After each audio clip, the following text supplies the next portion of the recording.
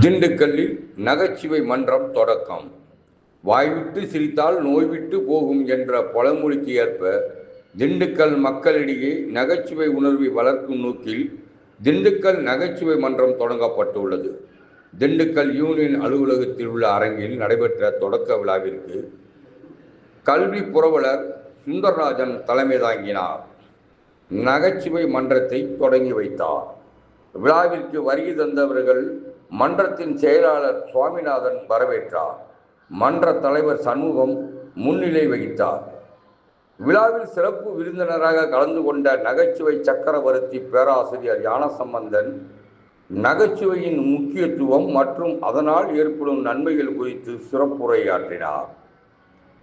திண்டுக்கல் நகரில் கடந்த 20 ஆண்டுகளுக்கு மேலாக நகைச்சுவை மன்றம் தொடங்க வேண்டும் என்ற எதிர்பார்ப்பு இருந்து வந்த நிலையில் பல்வேறு காரணங்களால் அது செயல்படாமல் இருந்து வந்தது. இந்நிலையில் திண்டுக்கல் நகரைச் சேர்ந்த புத்தக வாசிப்பாளர்கள் மற்றும் நகைச்சுவை உணர்வாளர்கள் ஒன்றிணைந்து தற்போது நகைச்சுவை மன்றத்தை தொடங்கியுள்ளனர். இம்மன்றத்தின் தலைவராக தமிழ்நாடு கால்பந்தாட்ட கழக தலைவர் சண்முகம், துணைத் தலைவராக ரமேஷ் பட்டேல், செயலாளராக சுவாமிநாதன், பொருளாளராக மனோகரன் ஆகியோர் பொறுப்பேற்றுக் கொண்டனர். நிர்வாக குழு உறுப்பினர்களாக செந்தில்குமார், முகமது யூசுப் அன்சாரி, ராஜசேகர், சிற்றம்பல நடராஜன், விடிஆர்டி நாகராஜன், ஸ்ரீதர் உள்ளிட்டோர் செயல்படுகின்றனர்.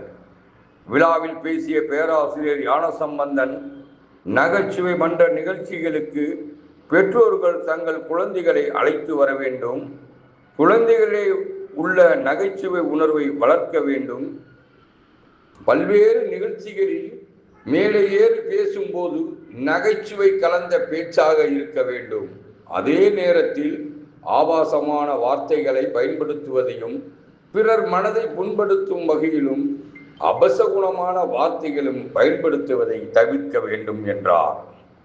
மேலும் வாய்விட்டு சிரித்தால் நோய்விட்டு போகும் என்பார்கள். எனவே அனைவரும் நகைச்சுவை வளர்த்து கொண்டு மகிழ்ச்சியான வாழ்க்கையை வாழ வேண்டும் என அவர் வலியுறுத்தினார். திண்டுக்கல்லில் நீண்ட கால எதிர்பார்ப்புக்கு பிறகு தொடங்கப்பட்டுள்ள இந்த நகைச்சுவை மன்றம் பொதுமக்களிடையே நகைச்சுவை உணர்வை மகிழ்ச்சியான சூழலையும் ஏற்படுத்தும் என நிகழ்ச்சி ஏற்பாட்டாளர்கள் தெரிவித்தனர். நேற்று தீர்ப்புட்டாங்க என்ன சொன்னேன், நேற்று கேட்டார்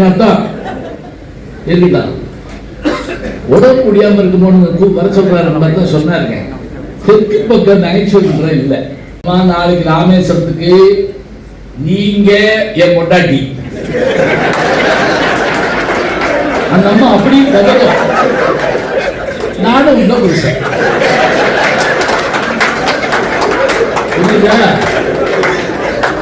இப்ப பொம்பளையாள் ஒரு பக்கம் சேர்த்துட்டாங்க.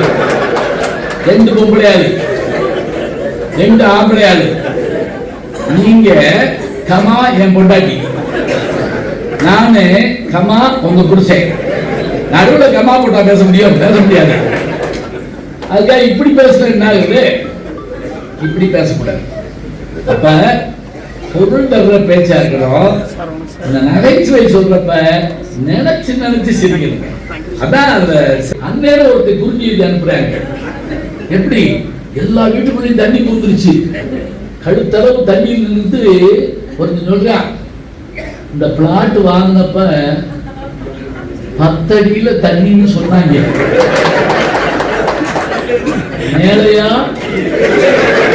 இல்லையான்னு சொல்லாம விட்டாங்க. வாங்கி இப்ப மாட்டிக்கிட்டு இருக்கேன். நான் ஒரு ஆஸ்பத்திரிக்கு போட்டேன். அங்க அந்த மாடியில் 2வது ஃப்ளோர்ல இருந்தாரு முடியாது, அவரை பார்க்க போயிருந்தேன். அதுல போர்டு வச்சிருந்தாங்க, மேலே போகும் வழி. நான் அவங்க போய் கெஞ்சி கேட்டு மாடிக்கு போகும் வழி போடுறியா, ஏன்னா ஒரு வீட்டு போறேன், அது கூட தான் சாப்பிடுவேன், அது கூட தான் தூங்குவேன். திங்கக்கிழமை பள்ளிக்கூடம் விட்டாங்க. அம்மாட்ட மைனாவை கொடுத்து பார்த்துட்டோ சாயங்காலம் வரேன்ட்டு போயிட்டான். இவன் போன 10 நிமிஷம் தங்கு வரைக்கும் தண்ணி தொட்டில் செத்து போச்சு மைனா. அம்மாவுக்கு வருத்தம், ஐயோ இப்படி உயிரா வளர்த்து அவன் என்ன செய்ய போறான்னு வந்த உடனே சாயங்காலம் வந்திருக்கான். மைனா எங்க செத்து போச்சுரா, சோறு போடு சாப்பிட்டு போயிட்டான். அழுகவே இல்லை. அப்பாவுக்கு ஆச்சரியம். 8 மணிக்கு வந்திருக்கான். மைனாங்க விழிப்பிருக்கான், செத்து போச்சுறாரு, கீழே விழுந்து உருண்டு அழுதுருக்கான். ஒரு அறை விட்டா அவங்க அம்மா, என் நாயே 4 மணிக்கு சொன்னல நைனா செத்து போச்சு, அப்பா அழுகாம பேட்ட அழுகிறேன், அது நைனாவாக்கு நினைச்சு அப்படின்னு. அதாவது கடைபிடிக்கணும். ஒண்ணு, முதல்ல நகைச்சுவை சொல்றப்ப அமங்கலமா பேசக்கூடாது. அமங்கலம்னா தெரியும், மங்களம் தெரியும்ல, அதுக்கு முன்னாடி போட்டீங்கன்னா எதிர்ப்ப சொல்லது. மங்களம் அமங்கலம், நீதி அநீதி, சத்தியம் அசத்தியம். அமங்கலமா பேசக்கூடாது. அது என்ன, இப்ப கல்யாண வீடுகள்லாம் சில பேர் போய் பேசக்கூடாதெல்லாம் பேசுறாங்க. நான் ஒரு வீட்டில் உட்கார்ந்து கல்யாண வீட்டில் வாழ்த்து சொல்ல, அவர் மைக்கை பிடிச்சி மணமக்களுக்கு ஒன்று எச்சரிக்கிறேன், இல்லறம் என்பது பெரிய காடு, அங்கே சிங்கம் உண்டு, ஓனாய் உண்டு, கரடி உண்டு, கருவரம் உண்டு. மணமகன் நடுக்கிறான், இதெல்லாம் சொல்லாம கல்யாணம் ஏற்பாடு பண்ணிட்டாங்க அப்படின்னு சொல்லி. அங்க என்ன பேசணும்,